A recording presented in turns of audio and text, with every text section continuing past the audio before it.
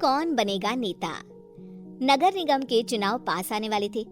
पूरे कानपुर शहर में टिकट को लेकर मारामारी शुरू थी, लेकिन सबसे ज्यादा चर्चा में वार्ड नंबर 40 की सीट थी।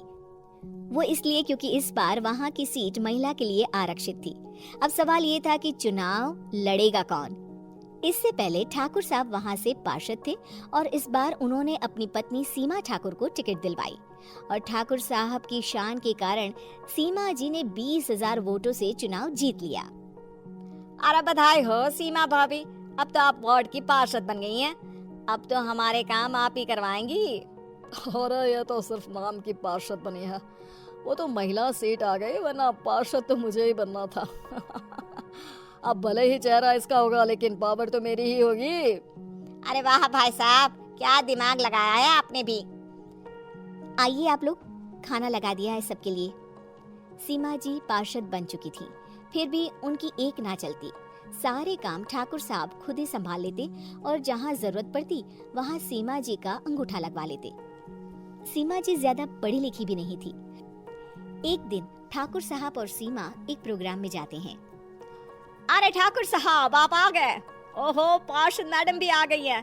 स्वागत है आप दोनों का। लगता है हमारे पार्षद फंड का सही इस्तेमाल हो रहा है। चलिए अब उद्घाटन करते हैं। ये लीजिए ठाकुर साहब कैची, आप ही सबसे पहले प्रवेश कीजिए।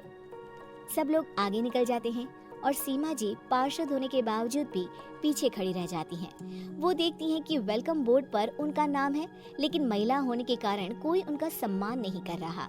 अगले दिन एक आदमी उनके घर आता है। अरे ठाकुर साहब नमस्कार। कल ना हम नोटिस किए कि हमारा घर तो अवैध है और नगर निगम वाले उसे तोड़ने आ रहे हैं। अरे कुछ कीजिए ना ठाकुर साहब। देखो भाई, मैं तो ज्यादा कुछ कर नहीं सकता, पर अगर तुम सबकी जेब गर्म कर दो तो कुछ हो सकता है। कुल मिलाकर 4 लाख लगेंगे। अरे 4 लाख ठाकुर साहब? अरे भाई, मैं अपने लिए नहीं मांग रहा हूँ। दरोगा है, इंजीनियर बाबू है, बड़े साहब है, सबको देना पड़ता है ना थोड़ा थोड़ा। बोलो है मंजूर? तभी वहाँ अचानक सीमा जी आ जाती हैं। अरे ये आप क्या कर रहे हैं? पहले इन्हीं लोगों से तो आपने वोट मांगे, अब इनसे ही पैसे ले रहे हो। अरे चुप रहो तुम, तुम्हारा काम है सिर्फ अंगूठा लगाना, तुम वही किया करो। मुझे दूसरे काम तुम मत सिखाओ, समझी? और तुम ना जाओ, अब पैसे लेकर आओ, वरना जेसीबी किसी भी वक्त आती होगी। सब कुछ ऐसे ही चलते रहता है। एक दिन सीमा जी और ठाकुर साहब को एक लोकल मीटिंग में बुलाया जाता है। वहाँ पर कई और अधिकारी लोग भी मौजूद रहते हैं। अब मैं चाहूंगा कि ठाकुर साहब हमारे बीच 2 शब्द कहें। मेरे प्यारे भाइयों और बहनों, आज मेरा सौभाग्य है कि मैं आप सबकी सेवा दिन रात कर पा रहा हूँ। आपने मेरी पत्नी को भारी मतों से जिताया है, इसलिए मैं आप सभी का शुक्रगुजार हूँ। मैं आप सबसे वादा करता हूँ कि हमेशा की तरह हमारे वार्ड में किसी को कोई तकलीफ नहीं आने दूंगा। सभी लोग तालियां बजाने लगते हैं। अब मैं माननीय पार्षद मैडम को स्टेज पे बुलाना चाहूंगा। अपने नाम को बुलाया सुनकर सीमा जी एकदम चौंक जाती है। उन्हें बिल्कुल उम्मीद नहीं थी कि इतनी बड़ी जगह उन्हें मंच पर बुलाया जाएगा। जैसे तैसे वो मंच पर चढ़ती हैं। ऊपर जाते ही सीमा जी को सारी पुरानी बातें याद आ जाती हैं कि किस तरह उनके पति उन्हें कभी भी आगे बढ़ने नहीं देते और उनके नाम से गलत काम करते हैं। वो बोलने लगती हैं, मैं आपके वार्ड की पार्षद सीमा हूँ। आप में से बहुत कम लोग ही मुझे जानते होंगे, क्योंकि इससे पहले मुझे कभी ऐसा मौका ही नहीं मिला।